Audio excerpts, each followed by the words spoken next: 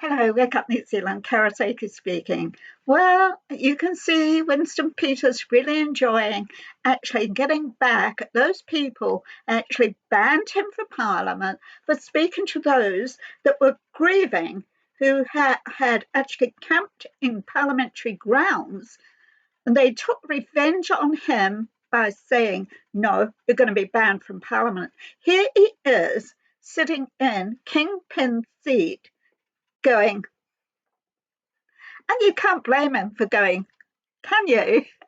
So I'm enjoying this whole thing and hearing the Journalist Fund being called out. And there's plenty of proof. A lot of fake news was going on. So I want to talk about this terminology that's been corrupted into parliamentary agencies, to documentation, right across the board. And there's lots of talk about this terminology in legislations, regulations within Parliament. So, what is this all about? Even as far as Te Tiriti o Waitangi. But in the founding document of Te Tiriti o Waitangi, there's no mention of Indigenous people. So when did this come about?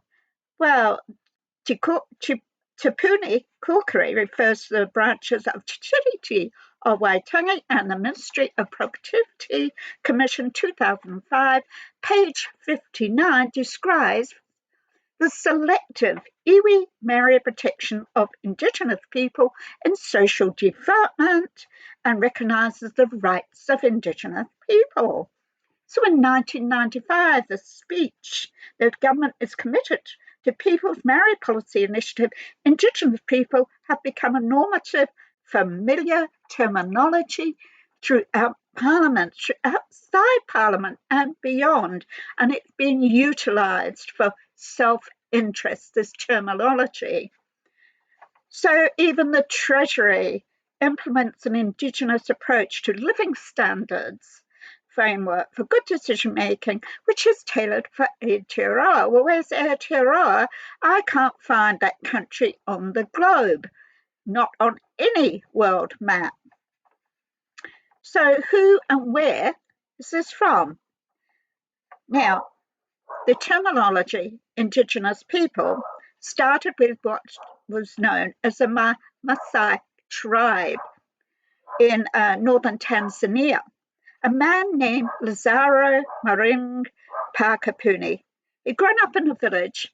Now, the government had actually funded primary senior education for those tribal peoples, native peoples of villages in that part of Africa.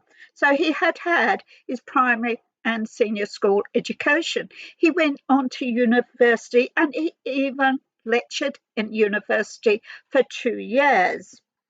So after a short time, he actually entered Parliament representing Canadian Parliament, representing the Maasai tribe. So then he actually quickly left that and became a radical activist. I think he already was a radical activist, but he extended himself being a radical activist, knowing certain people. And he was very vocal, very radical, and he won the scholarship through the Ashoa Fellows, the world's leading social entrepreneurs of new ideas to transform society system, to get into university. So in 1989, the Tanzanian government put a search warrant out for him. And also there was an assassination attempt on his life. Therefore, he fled Tanzania and he took himself to Europe, America, and Africa. And there he gave lectures, many lectures, about his own established phrase, terminology, namely Indigenous peoples. This is where it came from, Pakapuni. So he promoted lobby groups, transformation, changes of laws and policies through using mainstream media, the propaganda machine, through tribal groups all over the place, and he got them to name themselves Indigenous people. So he pushed that right across the world. So some tribal people were outraged. They were really angry at Pakapuni because they said they'd had no knowledge of this, and he didn't get their consent to be called Indigenous people. They were proud of their own tribe, their own individual tribe. They didn't want to become under one umbrella of a collective group of racial activists called Indigenous peoples. So this was subjective. It brought about the romanticizing of history of holistic people living among the forests and ferns and flora, a world of utopia with no wars, a world that was holier than thou, history being corrupted by ideological political means. And this is what happened. And you will actually see that in New Zealand, as a lot of the tribal feudal history has disappeared. They do not teach it in the schools. Instead, they have identity politics, race divide, oppression, victimhood, that ideology. So in 1989, the terminology of Indigenous identity really started taking off when Pakapuni spoke before the UN in Geneva before a working group on Indigenous populations. She said it already started taking off, this Indigenous, as the right of cultural identity, special rights, that they were special. They had special rights. They had veto rights over others. A radical activism of identity politics that he aligned himself with international working groups for Indigenous affairs. So Indigenous peoples have become favoured by the UN, WF, other UN nation agencies, UN nation governments. However, in 1960s, 70s, liberation movements were growing, revolutionary movements were growing and really taken off. In New Zealand, we had the Polynesian Panthers who collaborated with the Ngā Tamata and the Red Power, an American Indian movement promoting the Indian International Treaty. Radical environmental and racial activism was really taking off, and it was very noticeable in the 60s and 70s. So there was no recognition that in all these countries worldwide, the individual countries had many hundreds of years of migration. So all countries around the world had these years going back in history of migration of other cultures and entered those countries, and their ancestry, like in Iceland, say, came from Gaelic monks, or Tanzania, they came from Sudan, Maoris come from Hawaii, and so forth and so on. So there's not just one elephant in the room, there's many elephants in the room. So, and it goes on like that. So over history, we've had migration. It's a real mixed bag. So a year before 1971, a new name evolved as to global racial radical political activism. This was George Manuel, and he decided to carry on in Pakapuni's footsteps and actually travel the world and spread the news to strengthen that terminology of Indigenous peoples. So in 1971, he collaborated with Justin Trudeau's father, Pierre Trudeau, who was the president of Canada, and he sent a delegation from Canada to the South Pacific, and within that delegation was George Manuel, who visited New Zealand. He then went on to visit Australia, but in New Zealand, he actually met up with some Maori politicians and So Maori entertainers, Maori troupe, and he took seriously about promoting this Indigenous peoples terminology in New Zealand, and that's what he did do. Then he went on to Australia, the Northern Territories, where he went and spoke at an assembly before Aboriginal students about coming under this umbrella, this collective, one global umbrella of Indigenous people. And this is what happened. So, First Nation of delegations visit to New Zealand. Now, Canada has already recognised that First Nations, the Indigenous, and Justin Trudeau was really onto it, and he was collaborating. So, the delegation that went on to Australia, at that time, there were two newspapers in Canada that were reporting. The Yukon and Whitehorse Daily reported that George Manuel had said in his speeches while away overseas in the Pacific, we want to maintain our special rights, we want to go deeper, provide evidence that we have special rights as the original inhabitants of our ancestors. So, October 1975, the World Council for Indigenous Peoples was formed, and he became president. 1982, the Working Group on Indigenous Populations was founded, and they're in the UN, and they had regular meetings, and this continued to progress and extended, captured more countries, and really became involved in this one world governance with a one world Indigenous peoples. So the global one world governance web. The UN deemed that Samoan people were Indigenous people, yet alluded to. They spoke about, they weren't talking about all Samoan people, they were talking about the dominant class of political group in Samoa, not all peoples of Samoa. They were very selective. The UN found it too difficult to actually describe what Indigenous peoples meant. How do you describe it? What was the descriptive words?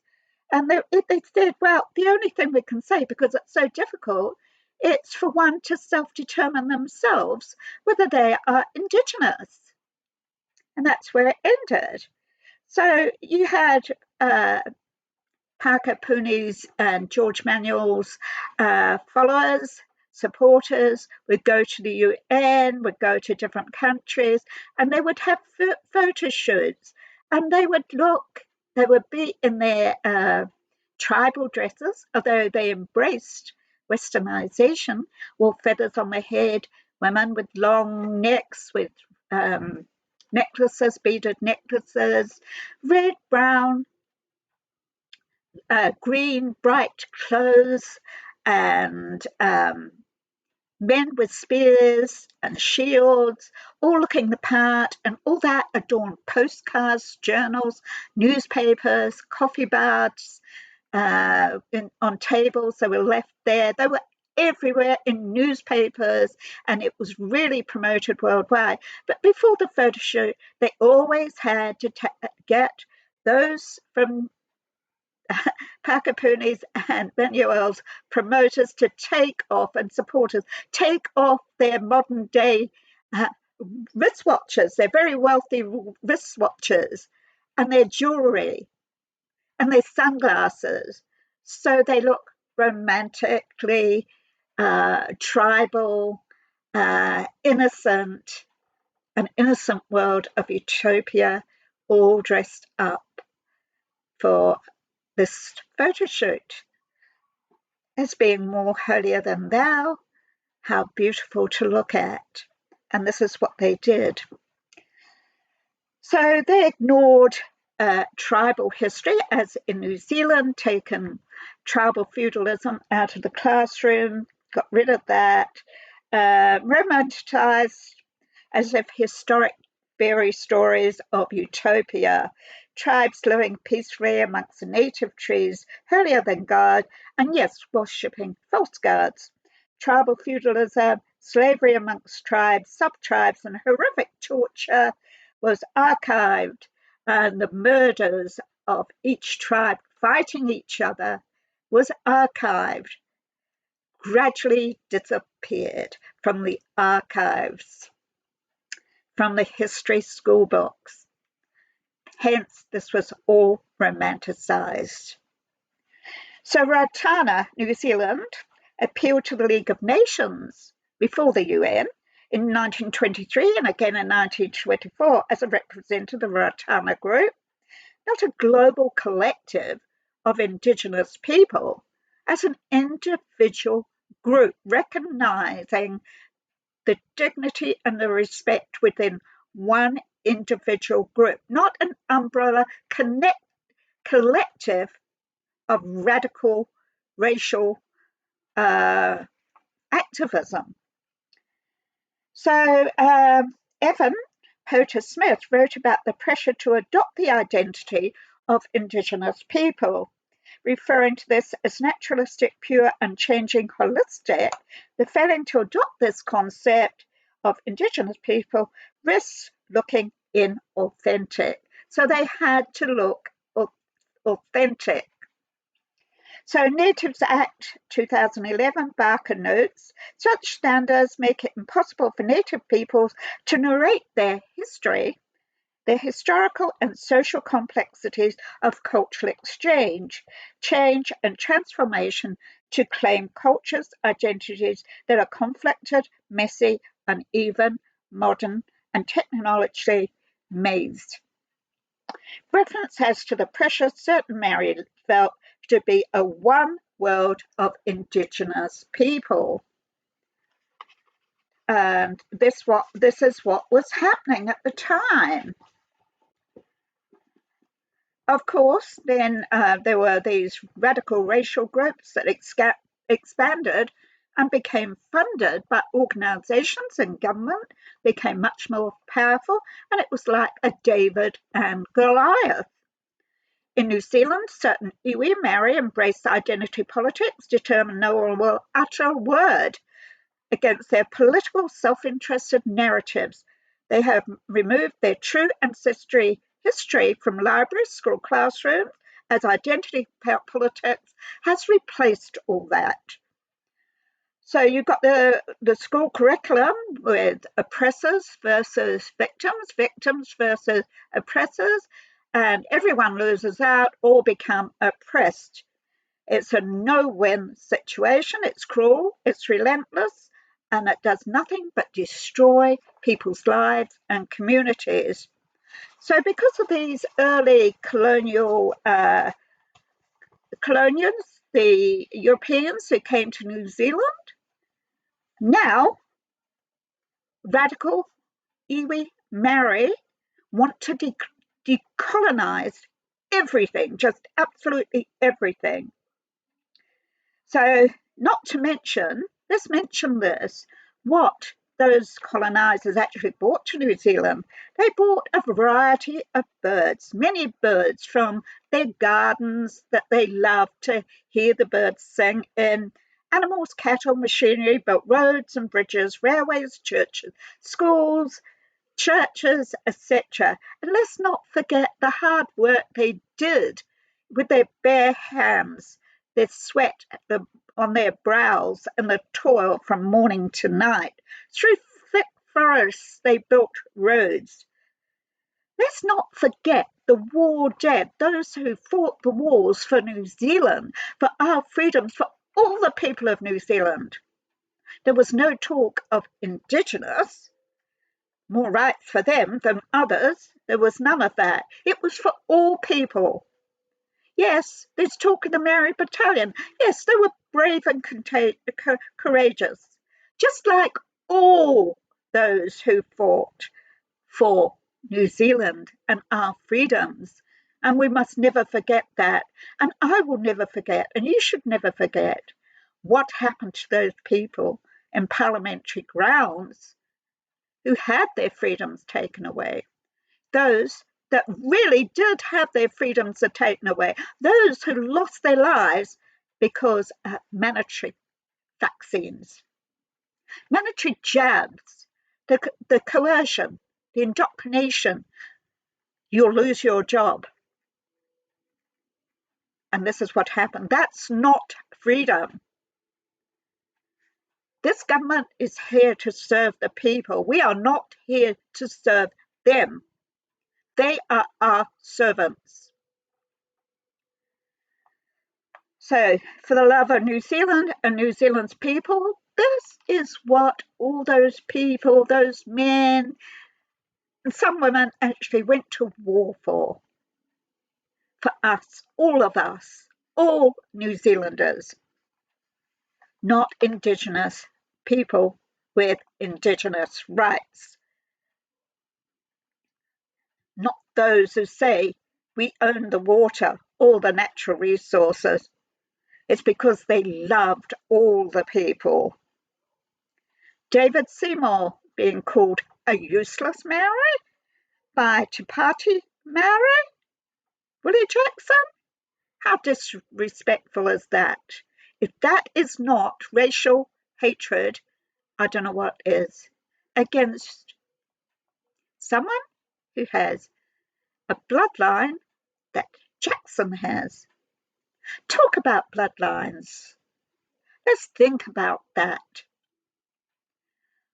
My bloodline is half Irish and half English. My mother English, my father Irish born. But way back in history, the English went to Ireland and they took Irish women and girls slave. And they sold them to the Americas. They had a word for it, indentation. They hid the word, masked the word slavery. They were sold to the Americas and their masters were African, American, black-skinned, dark-skinned slaves. They were in charge of them. Now, if I am 50% blood English, 50% Irish, what am I going to do? Am I going to war with myself? Don't be silly. That's insane. No way. I just celebrate all of me. So how is it for those iwi Maori that is only have 1/15 Maori ancestry blood running through their veins, 85% European or other, and what is that like to go to war with yourself? Are you winning? Do yourself a favor, because this is insane. Why not just celebrate the person you are, the total person you are, the New Zealander you are, the New Zealand, a one nation, a one lawful, one law New Zealand. So, yeah, it's time for change in Parliament. I agree. I agree with what they are saying. I agree with what they are saying. I do not agree with recognising the principles in the original treaty, Tiriti o Waitangi, because there was no principles and there was no partnership. That was done through legislation. So let's take it back to the original Maori version of the Tiriti o Waitangi, where we are all one nation.